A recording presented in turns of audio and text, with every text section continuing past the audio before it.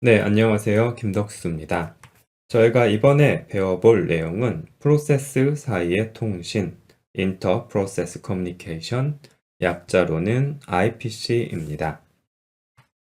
네, Inter-Process Communication, 말 그대로 Inter, 사이, Process, 즉 프로세스 사이의 Communication, 통신을 한다는 거죠. 즉, 두 개의 프로세스가 있으면 이들이 서로 이런 통신 경로를 통해서 이야기를 나누는 것을 우리는 인터프로세스 커뮤니케이션이라고 이야기합니다.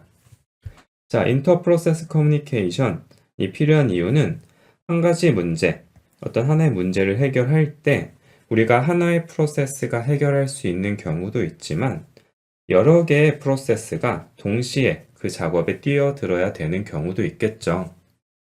여러분도 이제 친구들하고 같이 많은 일을 할 텐데, 예를 들어서 여러분들이 프로젝트를 한다고 가정을 했을 때, 자, 여러 명이 하나의 문제를 푸는 거죠. 자, 그렇게 할 때, 여러 명이 일을 할 때 가장 중요한 게 뭐죠? 네, 서로 이야기를 나누는 겁니다. 서로 이 문제를 어떻게 해결할 것이며, 또 이 작업을 어떻게 나누어야 할지 그런 이야기를 많이 나누게 되시죠.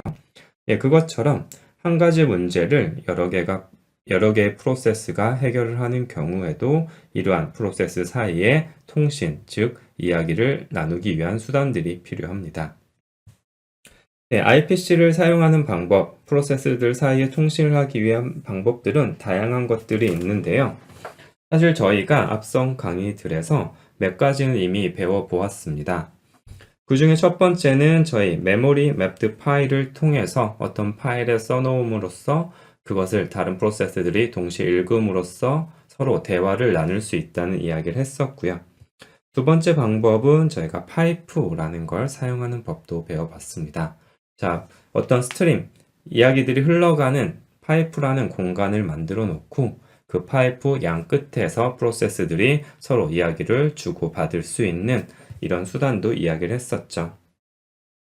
네, 이번 강의에서는 메모리 맵드 파일 그리고 파이프뿐만 아닌 또 IPC를 위해서 주로 사용되는 세 가지에 대해서 이야기를 해볼 예정입니다. 그 중에서도 자, 우리 이번 영상에서는 이 IPC를 위한 기본적인 컨셉, 기본적인 개념, 기본적인 절차에 대한 이야기를 먼저 할 거고요. 그 다음에 뒤에 오는 영상들을 통해서 메시지 큐라는 방법, 뭔가 메시지를 보내는 큐, 공간 같은 의미죠.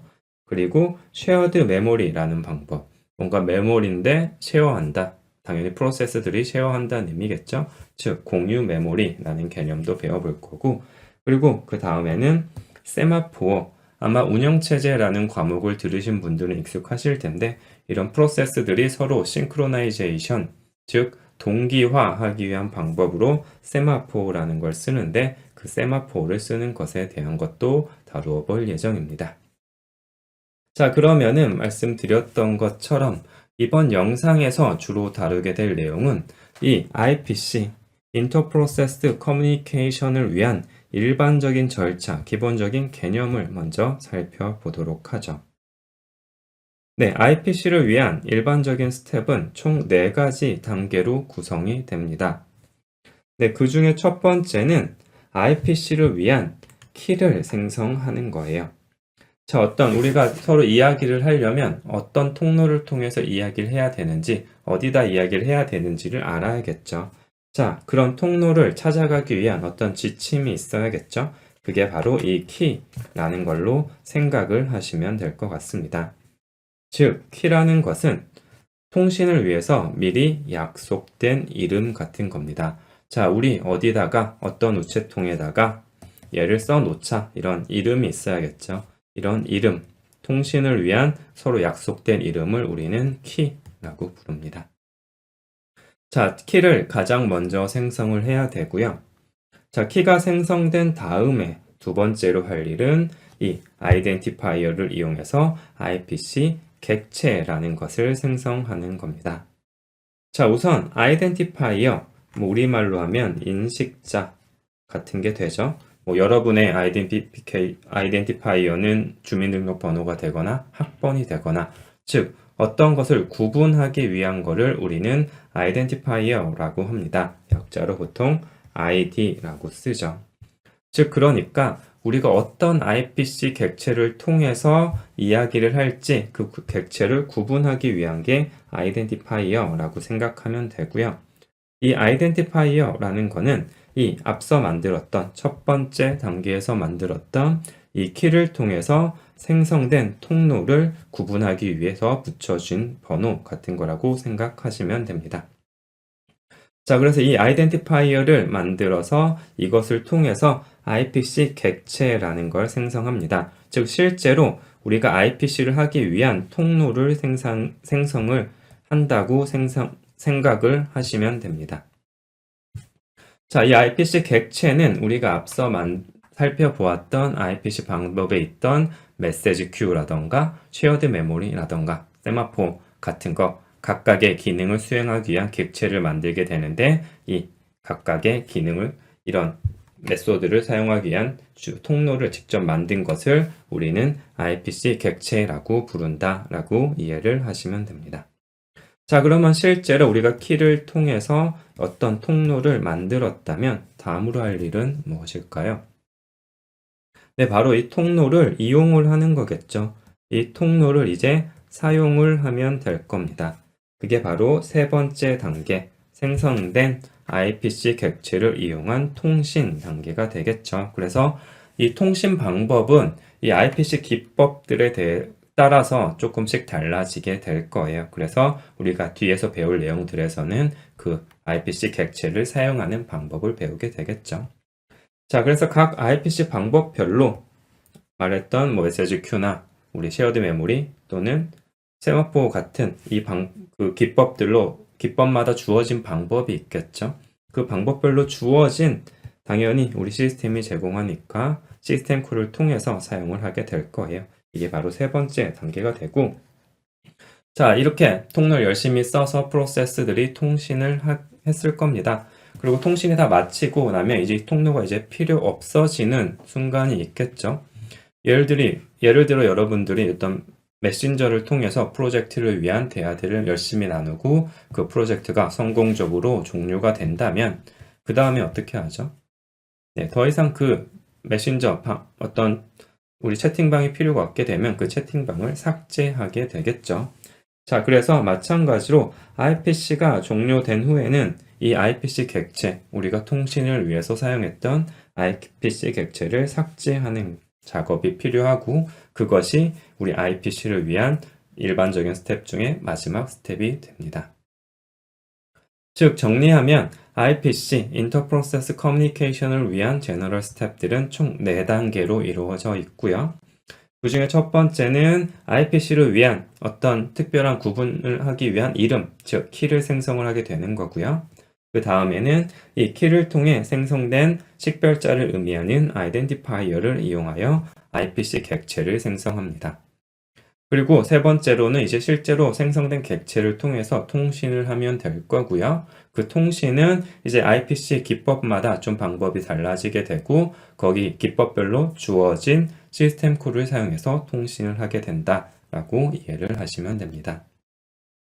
자, 그리고 이런 통신들이 완료가 됐고 더 이상 그 IPC 통로가 필요 없다라고 하면 그걸 계속 놔두게 되면 시스템에서 부담이 되겠죠. 불필요한 자원들이니까 그걸 이제 삭제를 해주는 게 좋을 거예요. 그래서 마지막 단계는 IPC 객체를 삭제하는 단계다라고 이 제너럴 스텝들을 잘 기억해 두시면 될 것 같습니다.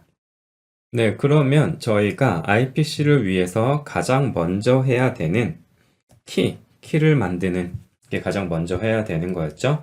그렇다면 이 키라는 것이 과연 무엇인지 한번 그걸 살펴보도록 하죠. 자, IPC를 위한 키라는 것은 앞서 정의한 것과 같이 커뮤니케이션, 즉 통신을 위해 미리 약속된 이름입니다. 자, 우리 어디를 통해서 통신을 하자라고 이름을 정해놔야겠죠. 우리는 A라는 걸 통해 통신을 하자. 이런 어떤 정해진 이름이 있어야 프로세스들이 와서 여기를 통해서 통신하면 되겠구나 라는 걸 알겠죠. 그게 바로 통신을 위한 키가 된다. 실제로 열쇠 같은 거라고 이미지화를 시켜 주셔도 될 것 같아요.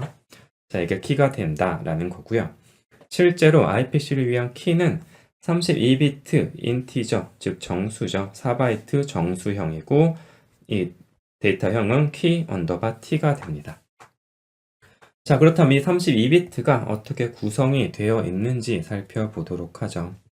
자, 이 32비트는 이렇게 구성이 되어 있습니다.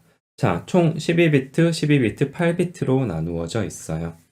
자, 그래서 앞선 12개 비트를 먼저 살펴보시면, 자, 앞선 12개 비트, 첫 번째 12개 비트는 디바이스의 ID, 자, 어떤 디바이스에 이 키가 있느냐라는 게 적혀 있고, 그 뒤에 따라오는 12개 비트는 아이노드 넘버가 들어 있습니다. 네, 아이노드가 등장을 하네요. 자, 아이노드라는 건 뭐였죠? 네, 파일과 관련된 거였죠. 아, 그러니까 뭔가 파일과 관련됐구나 라는 걸 생각하실 수 있을 것 같습니다. 자, 그래서 이 앞에 있는 이 24개 비트는 이 24개 비트는 바로 파일의 경로를 의미하게 됩니다. 어떤 디바이스에 있는 어떤 파일이다 라는 의미가 되는 거죠. 자, 그러면 여기서부터 우리가 한 가지를 알 수 있죠. 파일의 경로가 있으니까 이 키라는 것도 결국 파일이구나 라는 걸 이해하실 수 있습니다. 얘도 결국 파일이다. 자, 이거는 우리가 처음에 언급했었던 리눅스나 유닉스에서는 모든 게 파일이다 라는 개념과도 맞다 들어간다는 걸 생각하실 수 있습니다.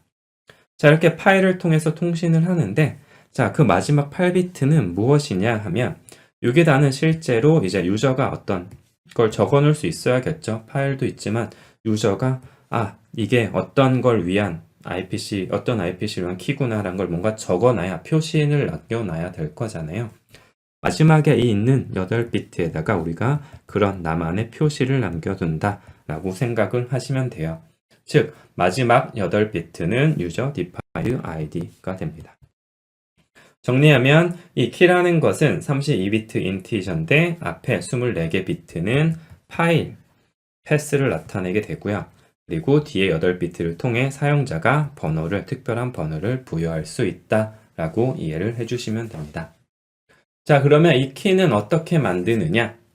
자, 키를 만들 수 있는 수단이 있어야겠죠. 자, 당연히 이거는 함수로 제공이 됩니다.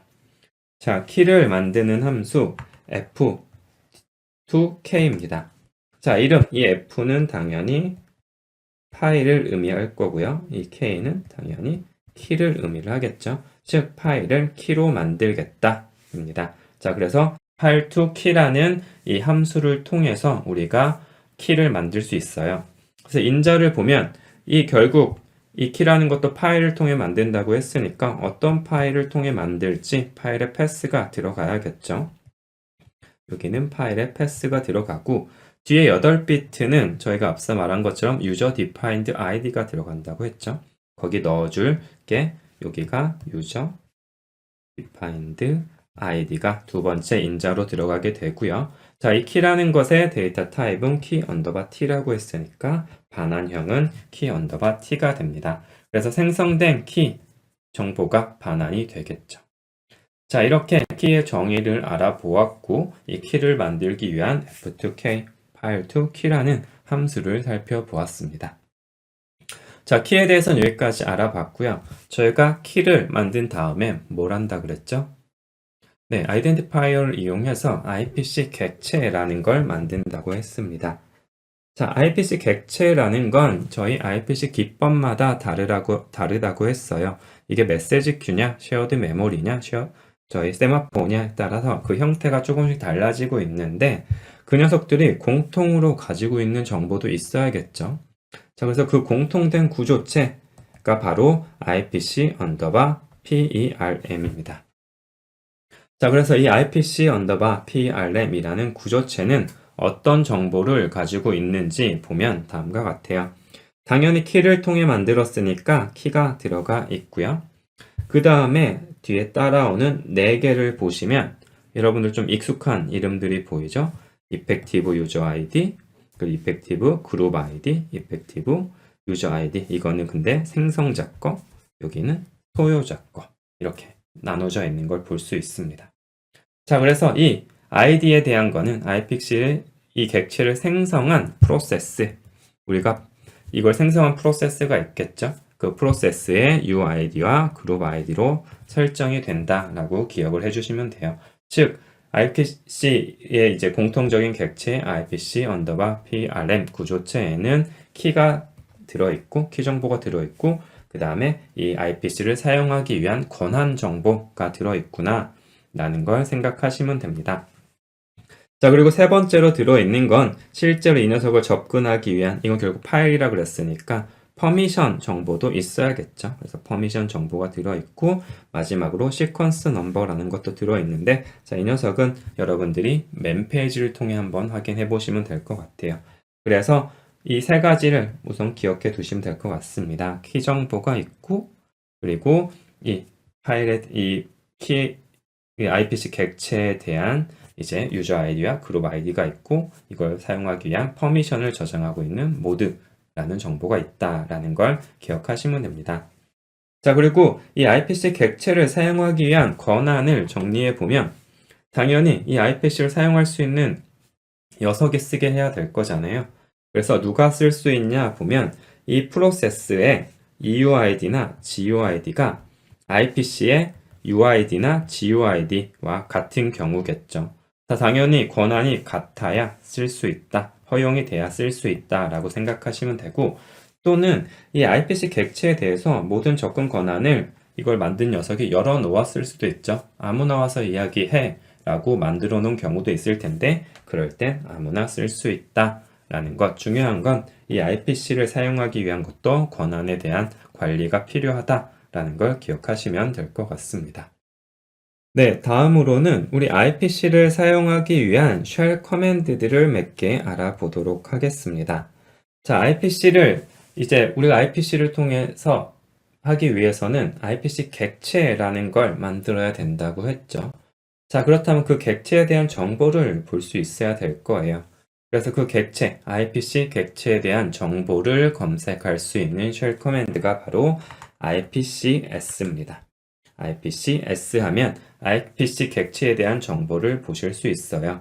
자, 그리고 주요 옵션으로는 우리가 익숙한 A 옵션, -A 옵션을 하면 모든 정보를 출력을 하는 거고, 그 다음에 우리가 찾고 싶은 게 메시지 큐일 수도 있고, 쉐어드 메모리일 수도 있고, 세마포일 수도 있잖아요. 그래서 이 각각을 검색할 수 있게 -M 하면 쉐어드 메모리, -Q 하면 메시지 큐, -S 하면 세마포가 되는 겁니다. 자, 여기 있는 이 것들을 따왔다 라고 생각을 하고 옵션을 기억해 두시면 될 것 같아요. 자, 그리고 우리가 IPC를 하고, IPC를 통해서, IPC 객체를 통해서 통신을 다 하고 나면 마지막으로 해야 되는 게 뭐였죠? 네, 바로 그 IPC 객체를 삭제하는 거였습니다. 자, 그 삭제를 우리 프로그램에서 직접 할 수도 있지만, 이게 남겨져 있을 때 우리가 쉘 커맨드를 통해서도 삭제를 할 수 있어야겠죠. 자, 그때 사용하는 게 IPC_RM입니다. 자, IPC 뒤에 RM은 remove의 약자겠죠. 그래서 IPC_RM하고 우리가 삭제할 IPC 객체의 ID를 넣어주면 그 객체가 삭제된다입니다. 자, 마찬가지로 어떤 객체냐, 쉐어드 메모리냐, 메시지 큐냐, 세마포냐를 옵션으로 적용을 해서 삭제를 할 수 있게 됩니다.